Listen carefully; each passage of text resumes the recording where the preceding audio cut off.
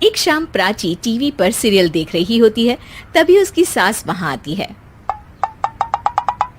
अरे सीरियल में तो ऐसे मग्न है जैसे आज रात का खाना पड़ोसी आकर बनाएंगे।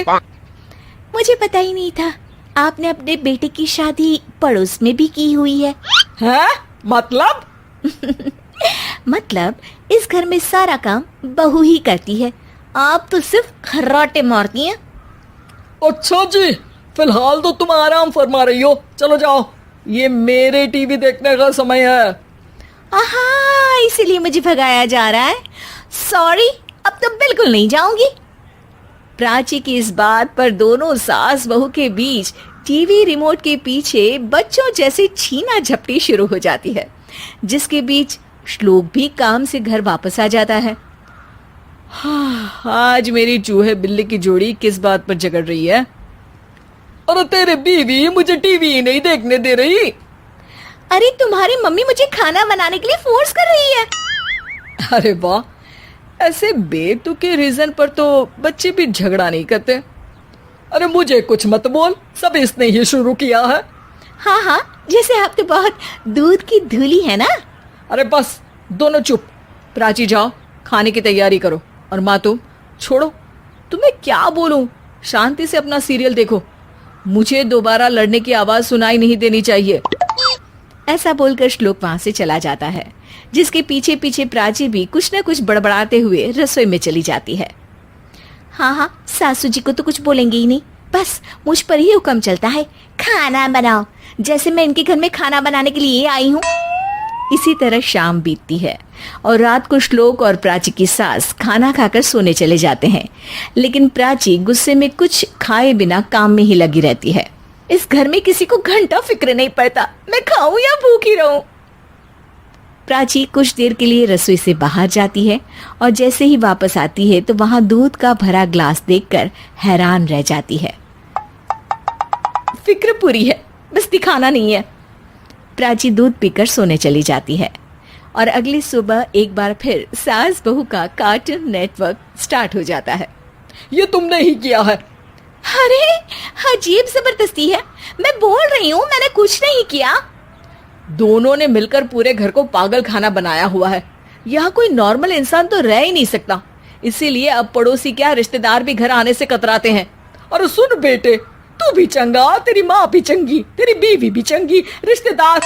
हाँ जी, आपको नहीं पता क्या, गंगाधर ही शक्तिमान है, रिश्तेदार ही। हाँ हाँ, बस समझ गया। कभी जानवरों जैसे लड़ेंगी तो कभी जुगलबंदी करेंगी।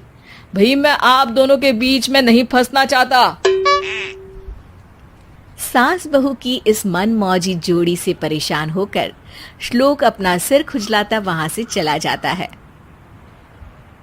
चलो अब मैं भी कीर्तन में जा रही हूँ। इस पर जैसे ही सास कमरे में अपना पर्स लेने जाती है तो वहां नाश्ते की प्लेट रखी देख मुस्कुराने लगती है और नाश्ता करके घर से बाहर निकलते हुए कुछ पैसे टेबल पर रख जाती है, जिसके कुछ देर बाद सिलेंडर वाला घर आता है। ओ मुरी मैया, मैं सिलेंडर के बारे में तो बिल्कुल भूल ही गई थी। घर खर्च के सारे पैसे भी मम्मी के पास है और श्लोक से बोला तो उल्टा 4 बात सुनाएंगे। प्राची ये सोच ही रही होती है कि अचानक उसका चेहरा चमक उठता है और वो घर में आकर इधर उधर देखने लगती है। तभी उसकी नजर टेबल पर रखे पैसों पर पड़ती है, जिन्हें वो सिलेंडर वाले को दे देती है। ये सब श्लोक देख लेता है। अच्छा बेटे, इतना बड़ा घोटाला, सबके सामने मैं तेरी दुश्मन और पीठ पीछे तेरी मेरी यारी। इस पर श्लोक एक प्लान बनाता है और शाम को सब एक साथ बैठे होने पर बोलने लगता है। माँ, तुम दोनों की बहुत लड़ाई होती है, इसलिए मैं सोच रहा हूँ कि प्राची को उसके घर छोड़ाऊं, इससे वो भी खुश रहेगी और तुम भी।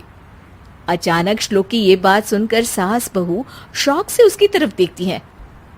अरे ऐसे कैसे घर छोड़ाओगे, मुझे कहीं नहीं जाना। अरे तुमने बोला नहीं पर मैंने सुन लिया, तुम्हें मम्मी के साथ रहना अच्छा नहीं लगता, मुझे पता है। अरे वाह, अरे जब बहू खुद कुछ काम बोले तो वो तुझे सुनता नहीं, और अब जो इसने बोला ही नहीं वो तू समझ गया। जब उसे नहीं जाना तो फिर जबरदस्ती क्यों कर रहा है? अच्छा, फिर आपको मौसी के घर छोड़ाता हूँ, बस अब आप दोनों एक घर में एक छत के नीचे नहीं रह सकती। मैं इस टॉम एंड जेरी की जोड़ी को और नहीं झेल सकता। है? ऐसे कैसे नहीं रह सकते? तुम्हें इतनी दिक्कत है तो तुम्हारा बोरिया बिस्तर पैक कर देती हूँ, लेकिन मम्मी जी कहीं नहीं जाएंगी। बिल्कुल यही सुनना था मुझे।